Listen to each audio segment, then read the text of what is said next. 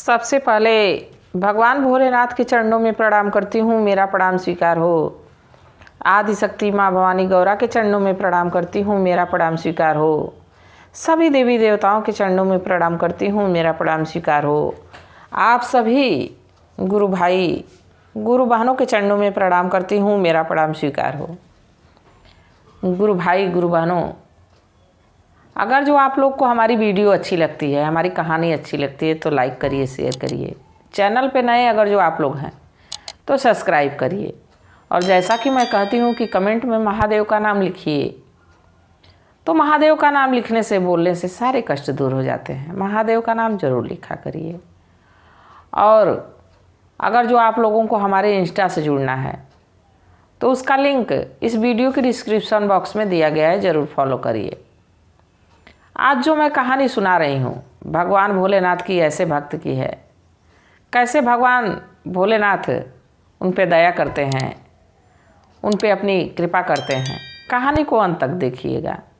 देखिए गुरु भाई गुरु बहनों, जैसे हम अगर जो कभी टीवी देखते हैं या कोई मूवी देखते हैं मोबाइल पे ही, तो उसको अंत तक देखते हैं कि इसमें क्या हुआ। तो मात्र एक मूवी है, ये तो महादेव की चर्चा है, भगवान भोलेनाथ की चर्चा है। तो चर्चा को आधा अधूरा नहीं सुनना चाहिए। आधा अधूरा सुनने से भगवान का अपमान होता है, महादेव का अपमान होता है। कहानी को पूरा सुना करिए प्लीज़। आप लोग कहानी को पूरा सुना करिए, तभी कोई ना कोई ज़रूर ज्ञान हर कहानी में से मिलता है। तो कहानी को आप लोग लास्ट तक देखा करिए। देखिए, एक लाला जी थे, व्यापारी थे और उनकी पत्नी थी। दोनों लोग महादेव के भक्त थे, भगवान भोलेनाथ के शिष्य और शिष्या थे। बिना भगवान की पूजा पाठ किए वो कोई काम नहीं करते थे। वो लोग बड़ा सुखी थे। दोनों पति पत्नी कभी भगवान से कोई शिकायत नहीं करते थे। भगवान का दिया हुआ अन्न धन सब कुछ था।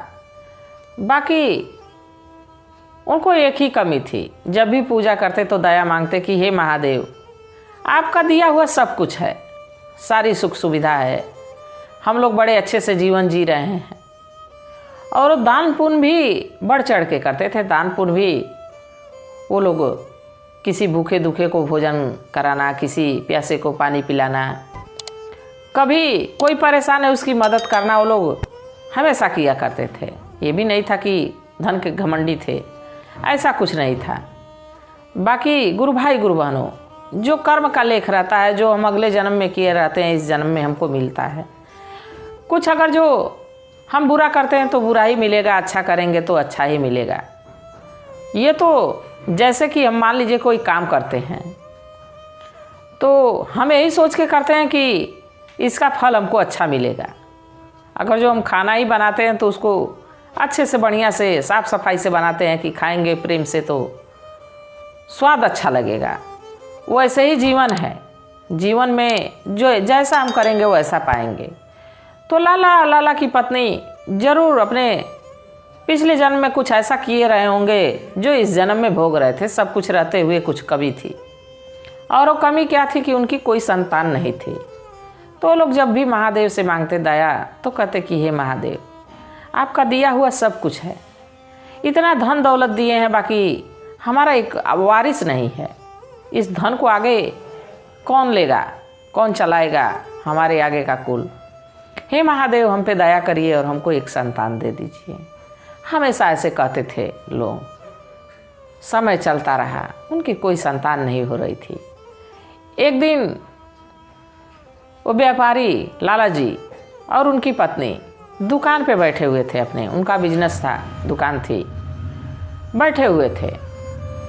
तो अपने में एक दूसरे बड़ा चिंतित थे, बात कर रहे थे कि ये बताओ कि इतना धन महादेव का दिया हुआ है, उनकी कृपा से इतना धन है, और हम लोग दान पुण्य भी करते हैं।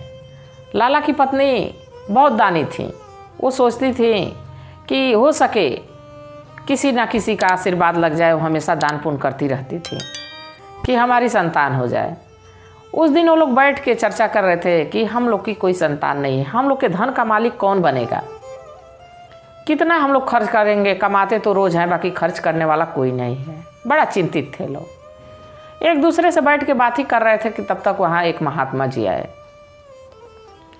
महात्मा जी कहे कि ये बताओ कि आप लोग हमको कुछ दान दक्षिणा कर सकते हैं। तो लाला जी कहे कि बिल्कुल हम आपको दान दक्षिणा देंगे। महात्मा जी किस चीज़ की आपको ज़रूरत है? अनाज की ज़रूरत है, धन की ज़रूरत है, किस चीज़ की ज़रूरत है? महात्मा जी उन लोगों का मुख देखे तो मुख देख के महात्मा जी कहे कि तुम लोग बड़े चिंतित लग रहे हो।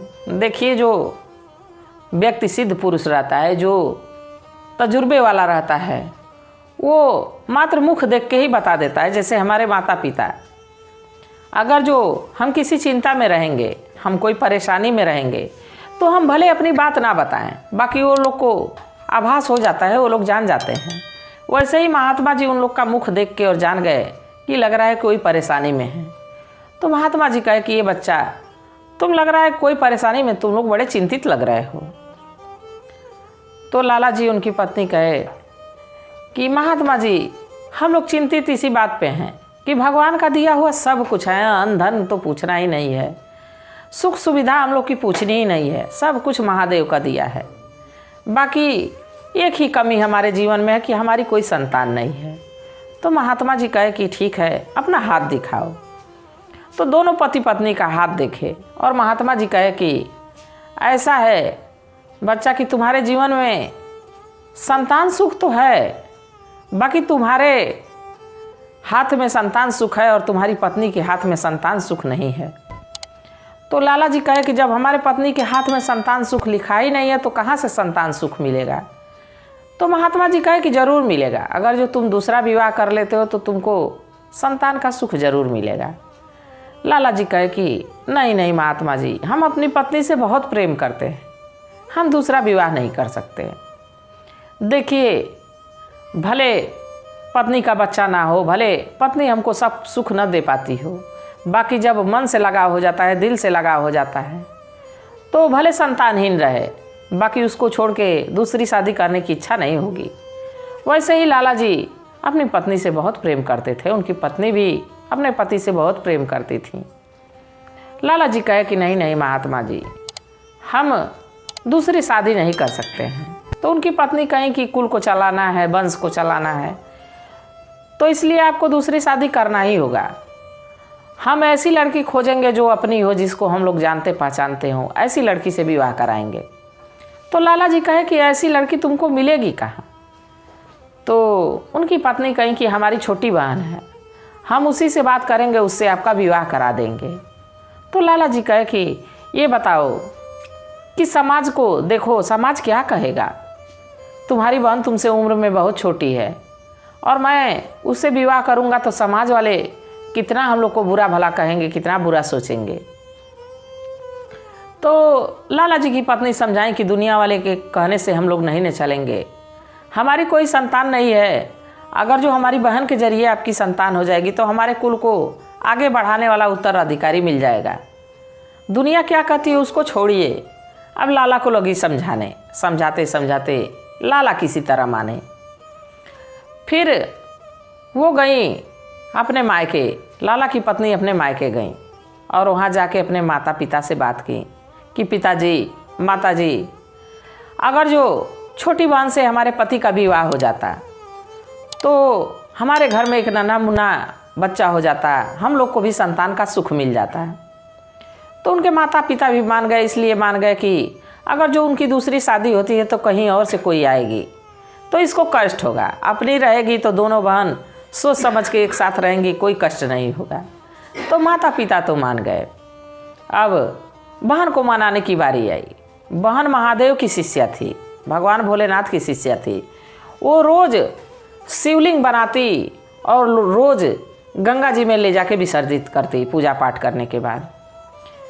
तो बहन अब नदी जा रही थी, भगवान भोलेनाथ का शिवलिंग बना के और पूजा अर्चना करने के बाद विसर्जित करने के लिए नदी जा रही थी। तो उनकी बहन भी साथ में नदी पे गई। जब वो पूजा पाठ कर ली और नदी में शिवलिंग विसर्जित करने जा रही थी हाथ में लेके, तभी उनकी बहन बड़ी वाली छोटी बहन से कही कि बहन मैं तुमसे कुछ मांगना चाहती हूँ। तो छोटी बहन कही कि मांगो दीदी, हमारी जान तुम्हारे लिए हाजिर है, क्या मैं दे सकती हूँ तुमको? तो कही कि तुम्हारी जान नहीं चाहिए बहन, हमको तो तुम चाहिए। तो छोटी बहन कही कि हम तो तुम्हारे ही हैं बहन। तो बड़ी बहन कही कि नहीं, तुम ना नहीं करोगी, मुझे वचन दो, मैं जो मांगूंगी वो दे दोगी। तो छोटी बहन कही कि ठीक है बहन, मैं तुमको वचन देती हूँ। तो बड़ी बहन कही कि ऐसा है कि तुम हमारे पति से विवाह कर लो, हमारी कोई संतान नहीं है, तुमसे संतान हो जाएगी, हमारे घर में संतान सुख हो जाएगा, हमारे घर में भी एक नन्हा मुन्ना बच्चा हो जाएगा, हम लोग भी बच्चों के साथ खेलेंगे। तो छोटी बहन तो वचन दे चुकी थी, वो भी महादेव का हाथ में शिवलिंग लिए हुए। तो कही ठीक है बहन, तुम्हारे नाते नहीं, बाकी महादेव की वजह से मैं जब तुमको वचन दे दी हूँ हाथ में शिवलिंग को लेके, तो मैं ना नहीं करूँगी, मैं विवाह के लिए तैयार हूँ। गुरु भाई गुरु बहनों विवाह करके और लाला की बहन घर आ गई। बाकी लाला जी तो पहले ही अपने बड़ी वाली पत्नी से कहे थे कि देखो, अगर जो दूसरी पत्नी हमारी आ जाएगी तो तुमको कष्ट हो जाएगा, और तुमको कष्ट होगा तो हमको देख नहीं जाएगा। तो लाला की पत्नी कही थी कि अगर जो हमको कोई कष्ट होगा तो हमको हमारे मायके छोड़ दीजिएगा। तो अब लाला जी की पत्नी, दूसरा विवाह हो गया, लाला की पत्नी की छोटी बहन घर में आ गई। अब धीरे धीरे समय बीतता रहा और लाला का जो है झुकान अब छोटी पत्नी की तरफ जाने लगा। ज़्यादा उसी के पास जाते, ज़्यादा उससे बातचीत करते, उससे खाना मांगते खाते, मतलब उसी के साथ ज़्यादा समय बिताने लगे। और समय ना बिताते तो कैसे बच्चा होगा, कैसे संतान होगी। अब वो छोटी पत्नी के साथ समय बिताने लगे। अब इस बात को देख के लाला की बड़ी वाली पत्नी को बड़ा दुख होने लगा, पहली पत्नी को बड़ा दुख होने लगा कि लग रहा है कि ये तो अब हमको जाने मानेंगे ही नहीं, हमसे तो प्रेम ही नहीं करते हैं, ये जब देखो तब हमारी छोटी बहन से ही लगाव रखते हैं, उसी से बातचीत करते हैं। तो उनको कष्ट होने लगा। एक दिन लाला जी से कहें कि हमको मायके पहुंचा दीजिए, मैं मायके जाना चाहती हूँ। लाला जी को धीरे धीरे भी बात समझ में आ रही थी कि लग रहा है कि इसको दुख है। लाला जी कहे कि ठीक है, तुम मायके चली जाओ, और उसको ले जाके मायके पहुंचा दिए। अब इधर छोटी वाली पत्नी को पता चला कि 2-3 महीने बाद कि गर्भवती है। सब लोग बहुत खुश थे, लाला की बड़ी पत्नी भी बहुत खुश थी, और लाला जी तो उनकी खुशी का ठिकाना नहीं था। सभी लोग बड़े प्रसन्न थे। धीरे धीरे समय बीतता रहा। समय के साथ लाला जी को खूब सुंदर सा एक बालक हुआ, एक लड़का पैदा हुआ। खूब खुशी मनाई गई, खूब बढ़िया से छठी बरई मनाई गई, और उनकी पहली पत्नी भी मायके से यहाँ आ गई। अब सभी लोग खुशी के माहौल में जीने लगे। जिसकी कोई संतान ही नहीं थी, अगर जो संतान हो जाए तो खुशी की बात ही रहेगी। जैसे पत्थर पे दूब जमना हो गया, वैसे ही लाला जी का पुत्र पैदा हो गया तो सभी लोग बड़ा खुश थे। अब जब भी वो अपने दुकान से आते लाला जी, तो बच्चे को गोद में लेते, छोटी पत्नी के पास जाते। अब बड़ी पत्नी को ईर्ष्या होने लगी, जलन होने लगी कि ये तो आते हैं तो हमको हमारी हाल चाल नहीं लेते हैं, हमसे कुछ बोलते नहीं, हमसे कुछ पूछते नहीं हैं, और हमारी छोटी बहन के पास चले जाते हैं, और बच्चा भी हमारे पास आता है तो कुछ ही देर में अपनी माँ के पास चला जाता है। ये लोग लग रहा है कि तीनों लोग अब हमको जाने मानेंगे नहीं। उसका, हमारी छोटी बहन का बच्चा है तो इसलिए हमारे पतिदेव उसी को ज़्यादा मानते हैं, और आते हैं तो हमारी हालचाल तक नहीं लेते हैं। अब उनको जलन होने लगी। अब जब बच्चे से, उसकी माँ से उनको जलन होने लगी तो प्लान बनाने लगी कि क्यों ना इस बच्चे को मैं मार दूं, जिसके वजह से हमारे पति हमसे दूर हो रहे हैं, इस बच्चे को ही मैं मार दूं। देखिए गुरु भाई गुरु बहनों, एक दिन वो था, एक समय वो था कि लाला जी से खुद रिक्वेस्ट की, खुद उनको मनाने की कोशिश की कि मान जाइए संतान के लिए, और आज उसी संतान को मारने की फिराक बना ली कि कब मौका मिले और कब मैं इसको मार दूं। अब समय बीतता रहा, रोज़ मौका ढूंढती रहती, तलाशती रहती कि कब मौका मिले और कब मैं इसको मार दूं। एक दिन मौका मिल ही गया गुरु भाई गुरु बहनों। बारे निर्दयी माँ, जिस बच्चे के लिए इतना कष्ट उठाई, अपने पति का दूसरा विवाह तक करवा दी। वारे निर्दयी करेजा, ऐसी औरत जिसके मन में अब अच्छे बुरे की पहचान नहीं रह गई थी। वो भी महादेव की शिष्य थी, ऐसा नहीं था। समय पे दान पुण्य भी करना उनका स्वभाव था। बाकी जब पाप घर कर जाए दिल में, जब पाप हमारे सिर पे सवार हो जाता है तो हमको अच्छे बुरे की पहचान नहीं रह जाती है। वैसे ही वो गुरु बहिना को अच्छे बुरे की पहचान नहीं रह गई। कैसे इस बच्चे को मार दे, बस यही उनके सिर पे सवार था। एक दिन छोटी बहन, उनकी लाला की छोटी पत्नी जो थी, वो हमेशा की तरह शिवलिंग बनाई और नदी लेके जाने लगी विसर्जित करने के लिए। तो अपनी बहन से कहीं कि दीदी तुम बाबू को देखना, तुम बच्चे को देखना, और मैं नदी गई और आई। महादेव को भी विसर्जित करने जा रही हूँ, शिवलिंग को भी विसर्जित करने जा रही हूँ। तो उनकी बहन कहीं कि ठीक है तुम जाओ। अब उधर वो शिवलिंग विसर्जित करने निकली एक रास्ते से, और दूसरे रास्ते से वो मौका पा गई, बच्चे को लेके उसी नदी पे निकल गई। अब उधर छोटी वाली बहन तो शिवलिंग विसर्जित की और विसर्जित करके वो घर के लिए चल दी। अब ये भी दूसरे रास्ते से ये देख नहीं पाई, एक दूसरे से सामना दोनों बहनों का नहीं हो पाया। जहाँ वो शिवलिंग बहाती थी वहीं ले जाके उस बच्चे को वो नदी में फेंक दी। देखिए गुरु भाई गुरु बहनों, वारे कलेजा, सोच के ही रूह कांप जाती है कि एक दूध मुँहा बच्चा नवजात शिशु को ले जाके नदी में फेंक दी मरने के लिए, कि मर जाएगा तो हमारे पति हमारे हो जाएंगे। अगर जो पति ये बात अगर जो जान जाएगा, उनको ये नहीं डर लगा कि अगर जो हमारे बहन हमारे पति जान जाएंगे तो हमको जीवित छोड़ेंगे या हमको मार डालेंगे, ये भी उनको डर नहीं लगा और बच्चे को नदी में फेंक दी। जब बच्चे को नदी में फेंक के वो भी घर लौट आई और इधर छोटी बहन भी घर लौट आई। बाकी महादेव की दया दृष्टि पड़ी। महादेव तो देख रहे थे कि हमारे शिष्य के साथ क्या हो रहा है। हमारी शिष्या रोज़ हमारी पूजा इतने मन लगा के करती है, इतना ध्यान लगा के करती है, रोज़ हमको बनाती है और विसर्जित करती है। आज उसके बच्चे पे इतनी विपत्ति आ गई है। उसका नवजात शिशु जो जानता ही नहीं है कि हमारी माँ कौन है, उसको नदी में फेंक दी। महादेव उसको बचा लिए, बचा के एक कुटिया में ले जाके रख दिए। अब इधर गुरु भाई गुरु बहनों सभी लोग आके घर पे छोटी पत्नी लाला की खोजने लगी, बच्चा नहीं मिला। दीदी बच्चा कहाँ है? दीदी जवाब दी कि हम तो नहीं जा रहे हैं, हमारा ध्यान हट गया, बच्चा कहाँ है हमको पता ही नहीं है। अब सभी लोग रोने पीटने लगे, सभी लोग खोजने लगे। कहीं लाला खोज रहे हैं, कहीं लाला की छोटी पत्नी खोज रही हैं, कहीं बड़ी पत्नी भी वो भी दिखावे के लिए खोज रही थी कि किसी को पता ना चले कि मैं बच्चे को नदी में फेंक आई हूँ। वो भी घड़ियाली आंसू रो रही थी ताकि ये ना पता चले कि मैं नदी में फेंक दी हूँ। और सभी लोग खोजने में लग गए। अब खोजते खोजते छोटी वाली बहन जो छोटी वाली पत्नी थी वो उसी नदी के किनारे पहुँची जहाँ रोज़ शिवलिंग बना के विसर्जित करती हैं और महादेव से आराधना करने लगी कि हे प्रभु, हे महादेव, रोज़ हम आपका इतना ध्यान देते हैं, जब से होश संभाले बचपन से ही आपको पूजते हैं, और आज आप हमारे तरफ थोड़ी सी भी नज़र नहीं किए, हमारा बच्चा कहाँ खो गया, हमको मिल नहीं रहा है। अब बेचारी यही कह के आंख बंद करके रो रही है, भगवान से मना रही है कि हे प्रभु हमारा बच्चा कहाँ चला गया। तब तक देख रही हैं कि महादेव वहाँ प्रकट हुए और महादेव बच्चा हाथ में लिए थे।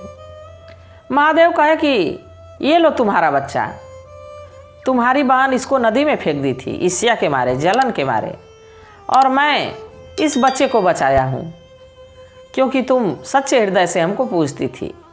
इसलिए हमारी शिष्या तो वो भी है, बाकी इस समय उसके सिर पे पाप सवार हो गया है और ऐसा गलत काम कर दी, उसको अच्छे बुरे की पहचान नहीं रह गई है। अब ये बात भगवान भोलेनाथ बता ही रहे थे कि तब तक लाला और लाला की बड़ी पत्नी जो नदी में फेंकी थी बच्चे को, वो भी वो नदी के किनारे पहुंच गई। भगवान भोलेनाथ वहाँ से अंतर्ध्यान हो गए। बड़ी वाली पत्नी जैसे ही बच्चे को छूना चाहिए वैसे ही उनकी बहन कही कि नहीं नहीं दीदी, बच्चे को मत छुओ, तो इस पे तुम्हारा हक नहीं है, तुमने तो इसको मार ही दिया था, नदी में फेंक के तुम तो इसको मार ही डाली थी, ये तो भगवान की कृपा है कि बचा है। तब बहन को ये लगा कि इसको तो पता चल गया है, उसको अपनी गलती का एहसास हुआ। कही कि बहन मुझे माफ़ कर दो, मुझे जलन हो गई थी, क्योंकि लाला आते थे तो तुम्हारे पास बैठते थे, बच्चे को गोद में लेके खिलाते थे, बच्चा भी मेरे पास आता था तो जल्दी तुम्हारे पास चला जाता था। अब हमको ईर्ष्या होने लगी कि कहीं बुढ़ापे में तुम लोग हमको छोड़ ना दो, इसलिए जिस बच्चे के लिए मैं तुमसे शादी करवाई आज उसी बच्चे की दुश्मन मैं बन गई थी। और मैं सोचती थी कि कब इसको मार दूं कि पति हमारे हो जाएं, लाला जी हमारे हो जाएं, इसलिए मैं बच्चे को मारना चाहती थी। हमको माफ़ कर दो, अब कदापि ऐसा जीवन में नहीं करेंगे। तो कही कि अगर जो माफ़ी मांगना ही ऐसे तो हमसे ना मांगो, तुम महादेव से माफ़ी मांगो, क्योंकि तुम ऐसा गलत काम की हो कि हम तुमको माफ़ी नहीं कर सकते हैं। अब जो उनकी बड़ी बहन थी अब महादेव का आराधना करने लगी कि हे भगवान, हे प्रभु, हे भोलेनाथ, हमको दर्शन दीजिए, हमारे पर दया करिए। हम इतना पूजा पाठ किए, बाकी हमारे मन में ऐसा व्यवहार हो गया, मैं अपने बच्चे को ही मारना चाहिए, जिस बच्चे के लिए मैं विवाह कराई दूसरा, हमको माफ़ कर दीजिए। तभी महादेव वहाँ प्रकट हुए और दर्शन दिए और कहे कि अगर जो तुम दोबारा ऐसा कार्य करोगे तो हम जीवन में कभी माफ़ नहीं करेंगे तुमको। तुम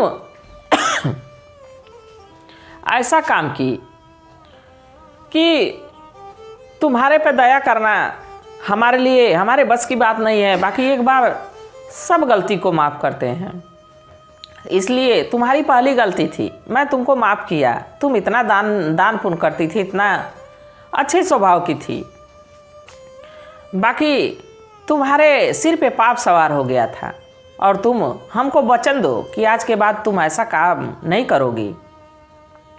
तो कही कि हे प्रभु, पैरों में लिपट के महादेव के, हे प्रभु, अब गलती जो कर दी हूँ वो दोबारा नहीं होगी, मैं इसी बच्चे को अपना पूरा जीवन समर्पित कर दूंगी, इसी के साथ रहूंगी, अपने बहन के साथ रहूंगी, आज से ऐसी ईर्ष्या मेरे मन में नहीं आएगी, ऐसा पाप मेरे मन में नहीं आएगा। महादेव उसको माफ़ किए और वहाँ से अंतर ध्यान हो गए। तो गुरु भाई गुरु बहनों, किसी से ईर्ष्या नहीं करनी चाहिए, किसी से जलन नहीं रखनी चाहिए। अगर जो हम कोई बुरा कर्म किए, वो लाला की जो पत्नी थी कोई बुरा कर्म की थी, तभी तो इस जन्म में उनको संतान का सुख नहीं मिला, और इस जन्म में पाप करेंगे तो हम किस जन्म में भरेंगे, अगला जन्म भी हमारा नरक में चला जाएगा। तो अगर जो अगला जीवन अच्छा बनाना है तो किसी से ईर्ष्या ना करें, किसी से टूट के ना बोलें, किसी के साथ अच्छा व्यवहार करेंगे, अगर जो अच्छे से रहेंगे तो हमारा नाम भी होगा और साथ में हमारा काम भी हो जाएगा कि हमारा अगला जन्म भी बन जाएगा। तो इसलिए किसी के साथ बुरा व्यवहार ना करें। कहानी कैसी थी गुरु भाई गुरु बहनों, ज़रूर बताइएगा। इसी के साथ हर हर